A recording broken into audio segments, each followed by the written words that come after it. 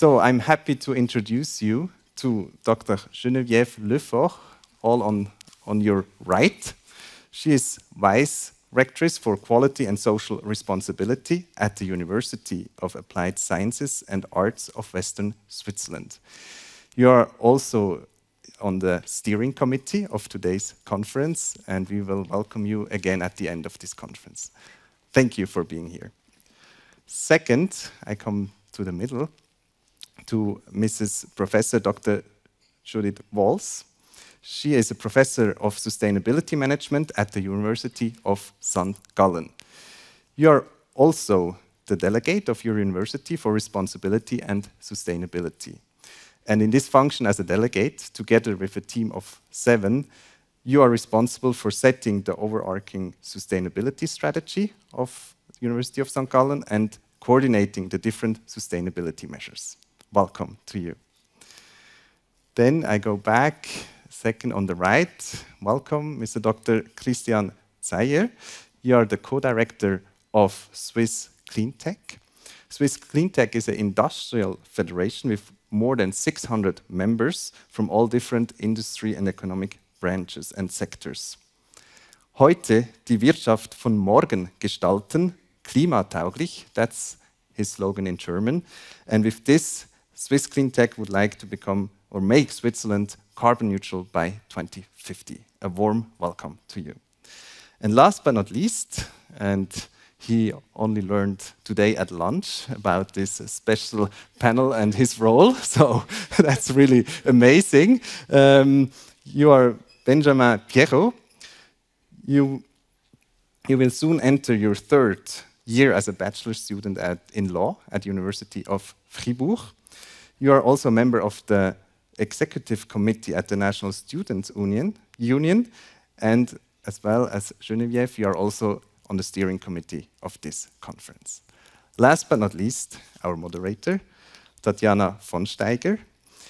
You're head of the global policy outreach at Wyss Academy, and you are foundation president of WWF Schweiz. If I'm correctly informed, this new function, or this function as foundation president, you actually took it today a year ago on September, so congratulations, and the floor is yours. Thank you so much. Thank you, Lawrence. And thanks to the panelists to be here on the stage. We have an interesting discussion before us. We have a huge challenge, time, as always. So I'm just diving straight into the first question. Geneviève, yes. We heard, you are the Vice Director of the University of Applied Sciences and Arts of Western Switzerland. Your university's goal is to teach students skills that are directly applicable to the real world. Now, the real world today, we know, is subject to a massive transformation. The question I would like to ask you to start with is, how do you, also as responsible for quality in your university, ensure that the skills that are taught are skills that our students that lead tomorrow will actually be able to do this, to assume the responsibility that will be given to them tomorrow? Well, what a question. Thank you for this question. I would say there are different ways to answer. The first dimension, I would say, if I want to know that the students have the skills, I first have to make sure that they get those skills, that they're taught, that those teachers that are active in our institution actually have the tools that they need to actually teach those skills to the students. We also need, of course, to know that those skills are written on the framework of competences of the study programs at the university.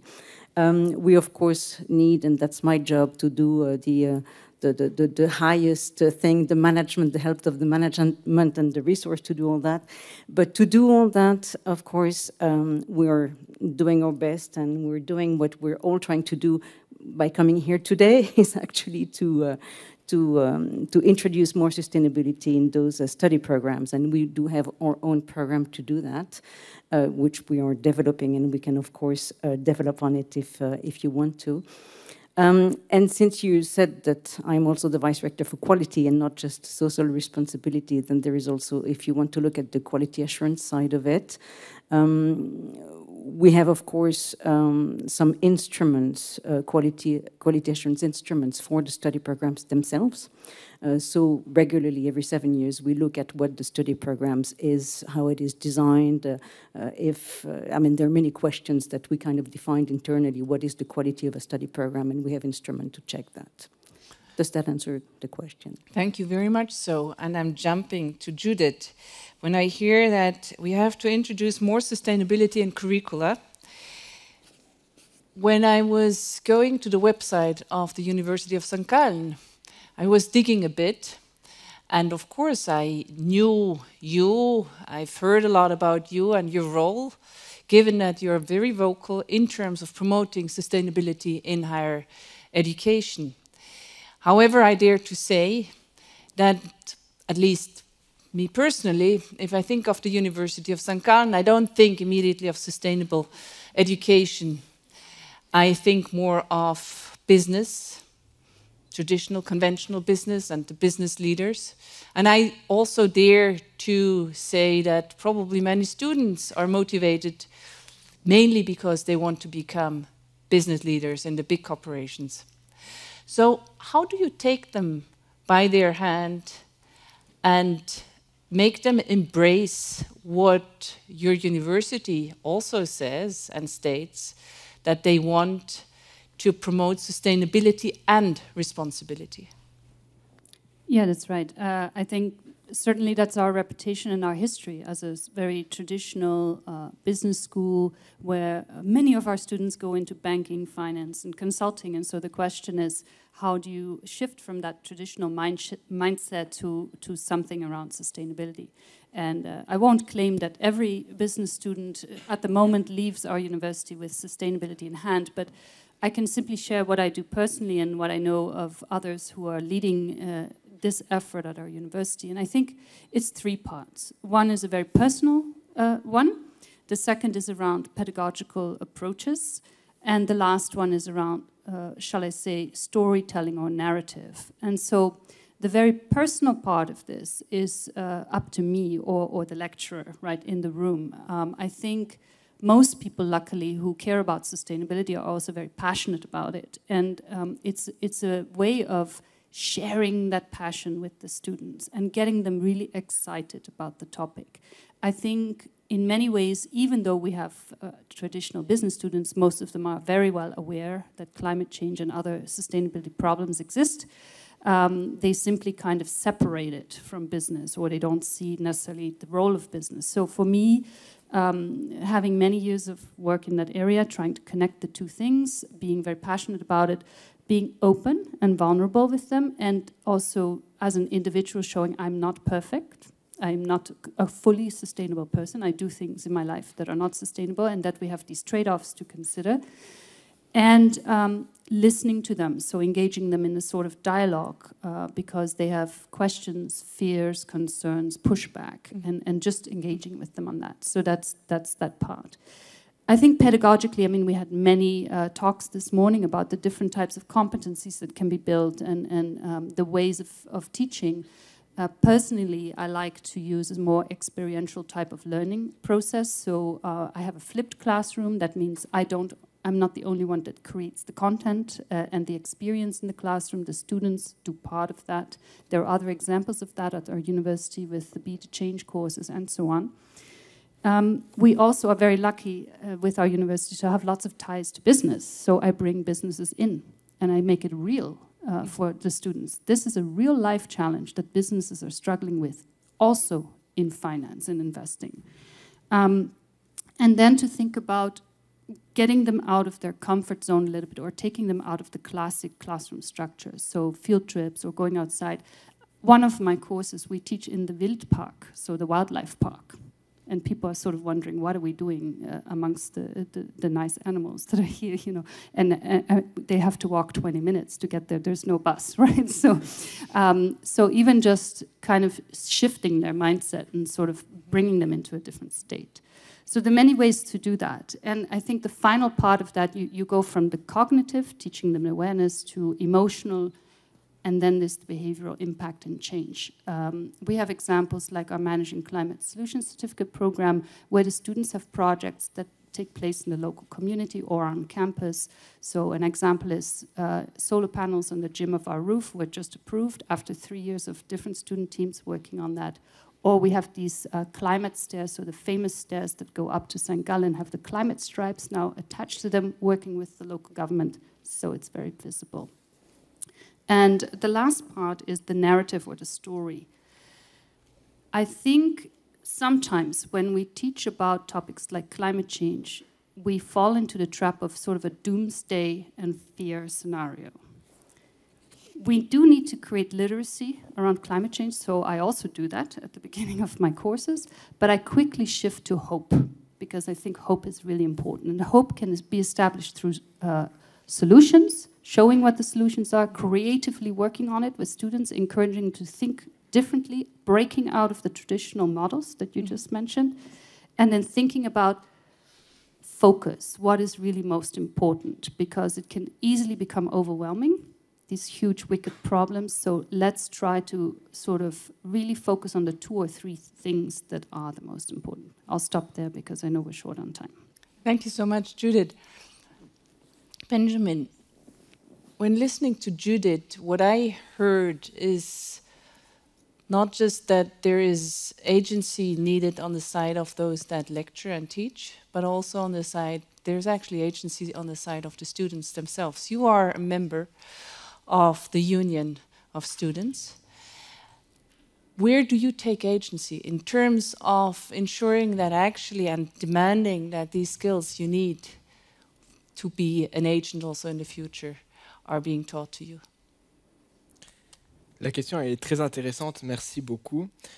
Je pense que le premier besoin que nous avons en tant qu'étudiants, c'est forcément d'avoir une formation qui permet une certaine sensibilisation au sujet. Il y a encore beaucoup trop selon moi, beaucoup trop de filières qui ne présentent pas de formation sur la durabilité. Étant moi-même un étudiant en droit, je n'ai jamais entendu parler de durabilité dans le droit notamment, ni durabilité dans la haute école. Et ça c'est quelque chose qui me dérange passablement. Après, il y a l'espérance aussi qui a été citée, et je pense que c'est un terme que je vais retenir et sur lequel il faut revenir si les choses nous sont présentées aux étudiantes de manière trop négative. Ça peut détruire la personne, ça peut moralement être très compliqué, alors que si on montre qu'il y a des possibilités, grâce au travail de tous ensemble, de faire un seul groupe pour avancer ensemble, là, il y a vraiment une possibilité d'avancer tous ensemble et de faire progresser la société au niveau de durabilité notamment. Merci beaucoup. Benjamin, you're saying that on one side, you have never heard actually in a field which is taught widely and too many about sustainable development, which is quite worrisome. You also mentioned the practicability of what is being taught. So Christian, as a practitioner, the practitioner in this round, also hearing what Judith says, saying she wants to bring businesses in. So how can we bring businesses in? What language needs to be spoken to businesses that they actually see that it is also of their benefit to cooperate, and then also say which are the skills we need to then be able to also assume our responsibility as businesses? Mm-hmm. Yeah, well, that's a very difficult question. I think we need to go one step back and talk about the fact that when I talk to business leaders, it is, and I talk to business leaders that are interested in sustainability in the end. But still, when I talk to them, in the end, the question is, or the notion is, we need to make profit. It is not possible to have an economy without profit.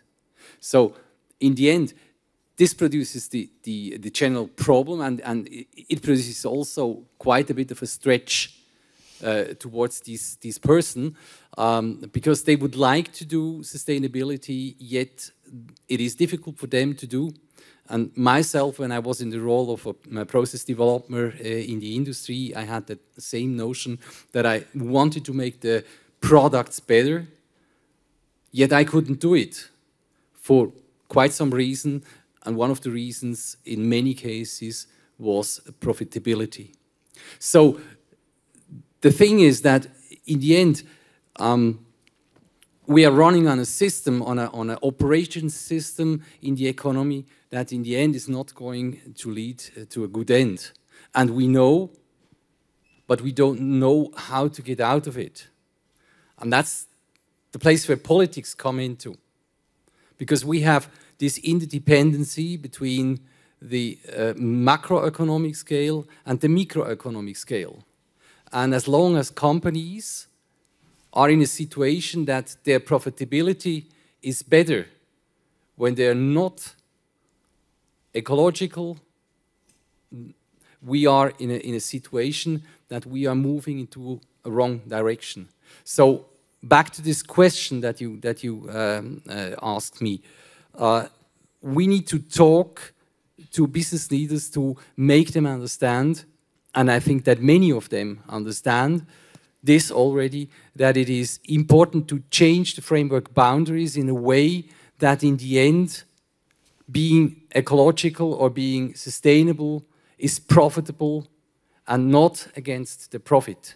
And we have to be clear about that. In many cases, today, this is the case, and that makes the stretch. So if you ask me what you need to talk or to teach to the students, I think the most important thing is to teach them an attitude.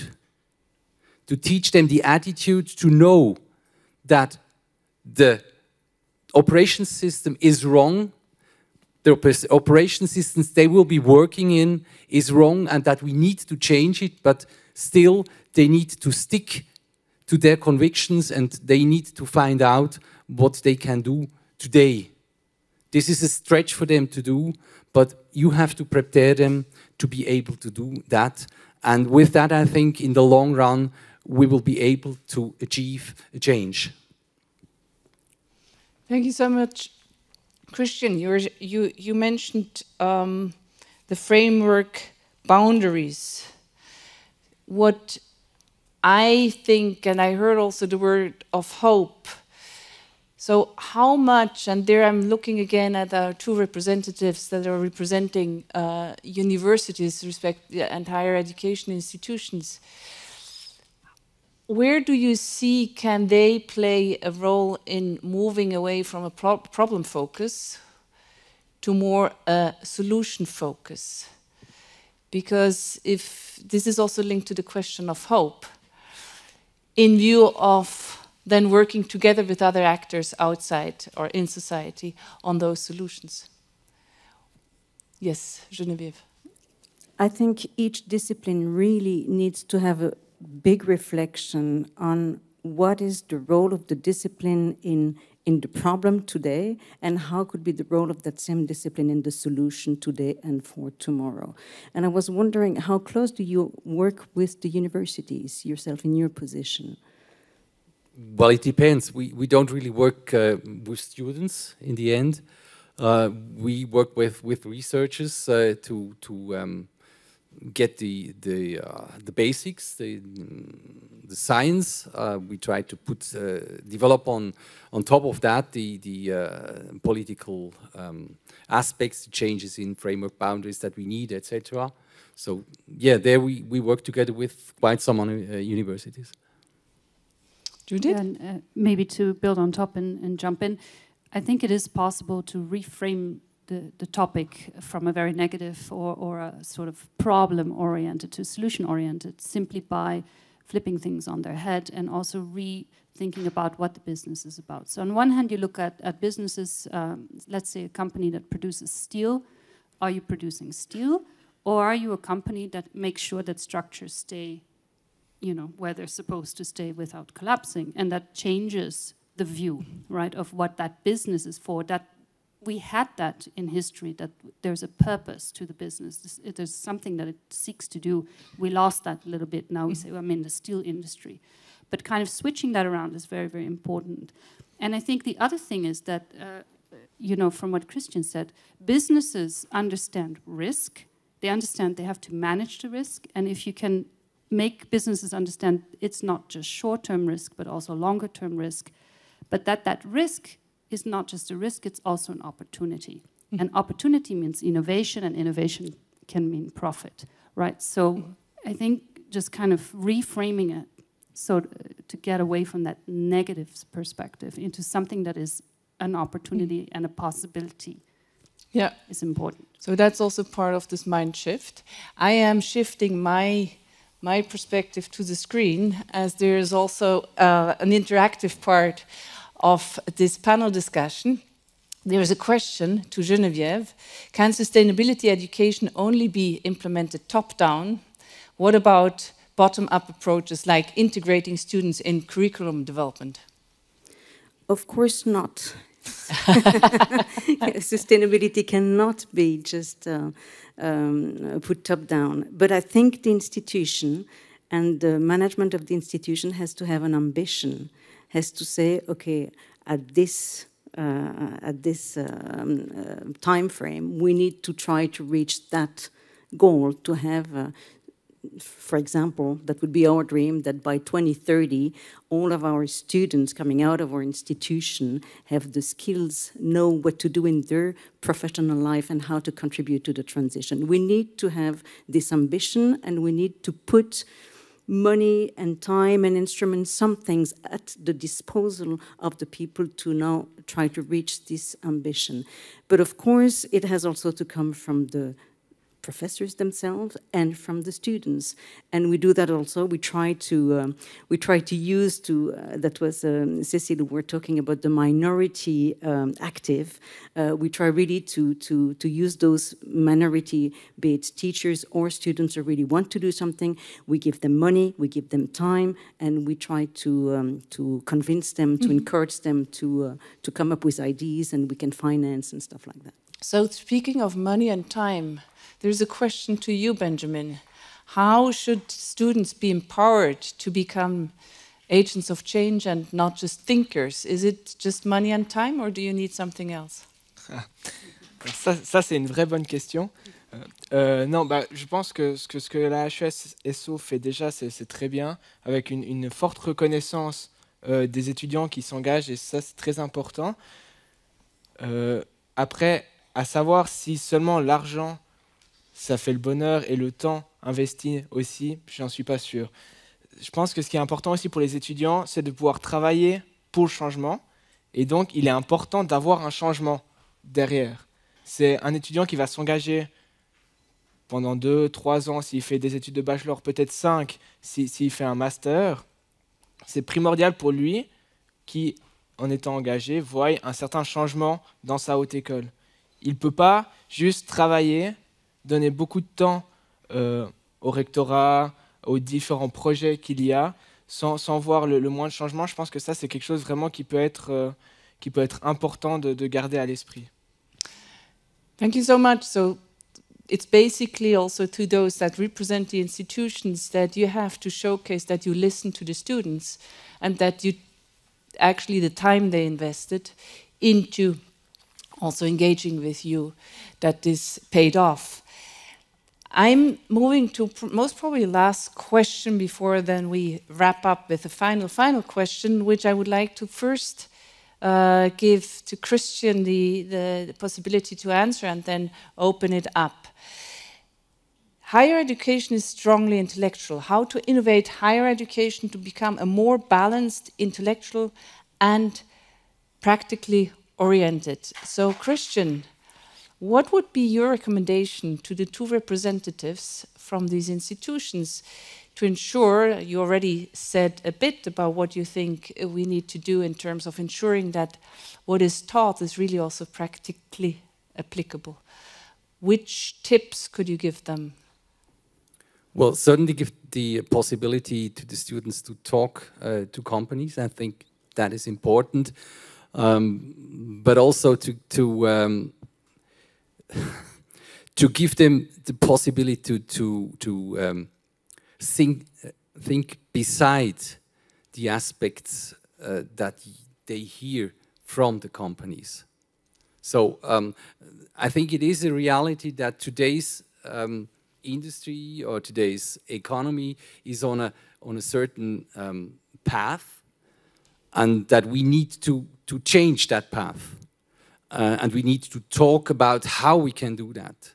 So it is important to bring both sides together. On the one hand, the critics on the problem of this, what I called the operating system, but at the same time understanding or learn to understand the problems that companies have, and accept that stretch that exists in this situation and try to find creative solutions to move forward.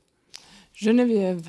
Well, we are the University of Applied Sciences and Arts of Western Switzerland, which means that it is really in the DNA of University of Applied Sciences to really work on a very practical mode, which means that practicability, working in concrete projects with the companies, with the different organizations, is just our daily business, which makes me say that maybe we're in a big advantage in regards to then integrating this whole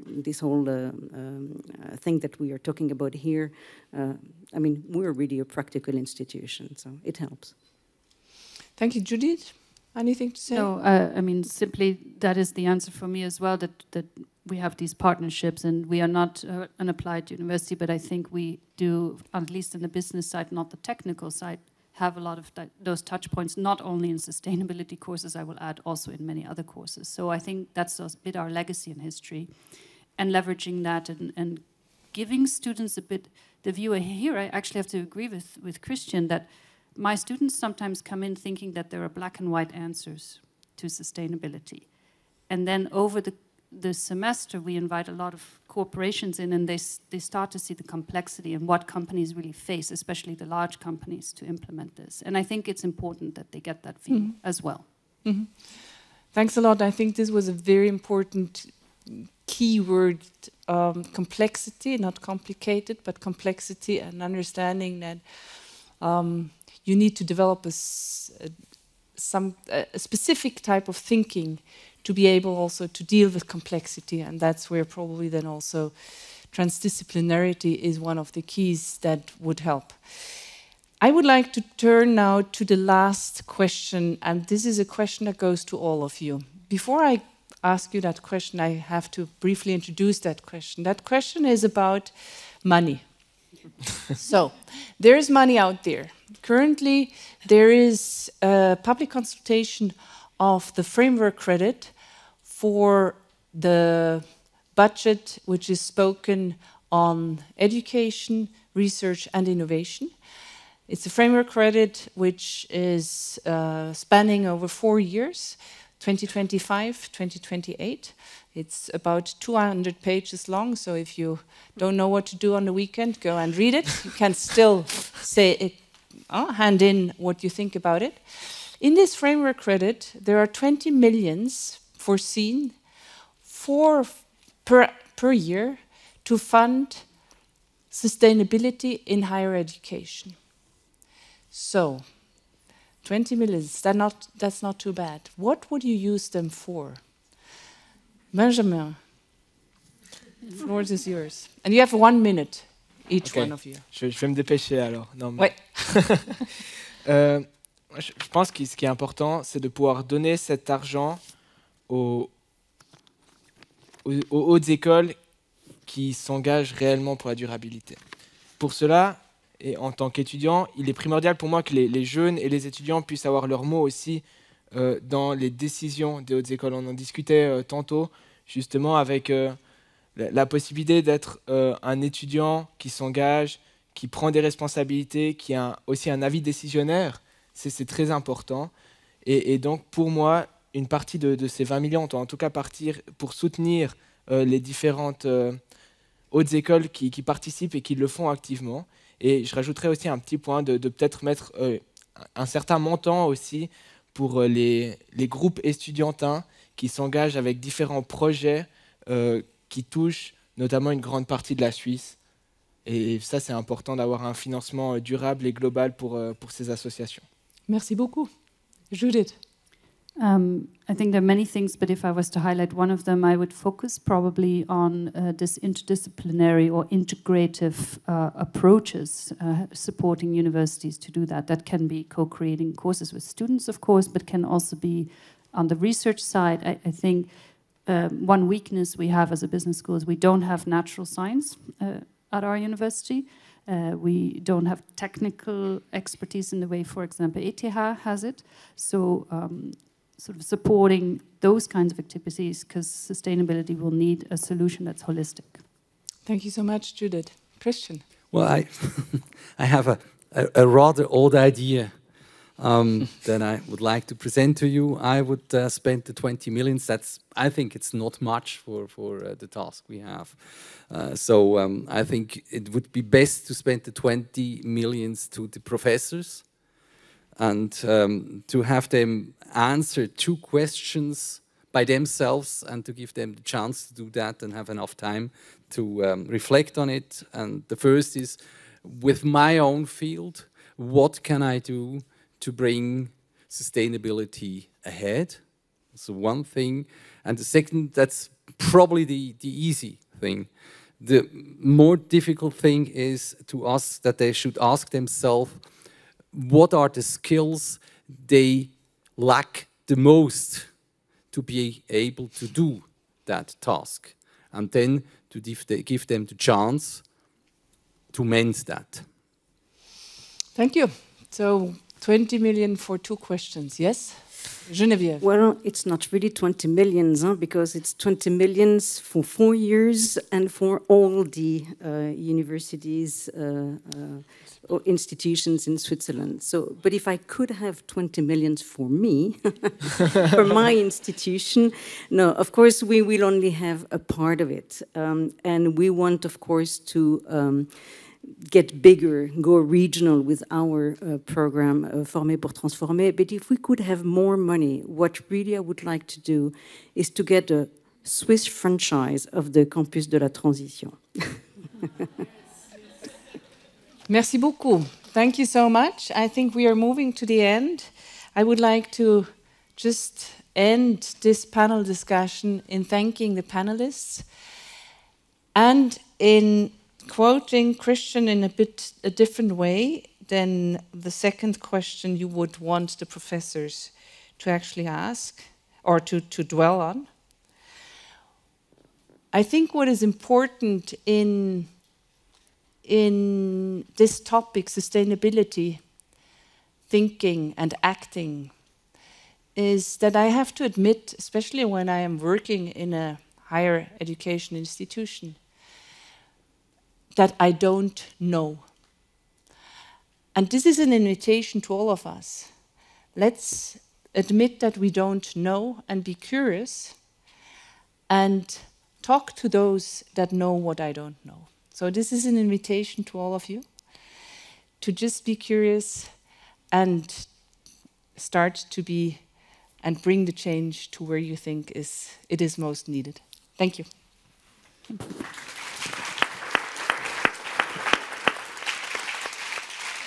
Thank you so much. Thank you so much, Tatjana, for this excellent moderation, and to our distinguished guests for your contributions. Merci beaucoup.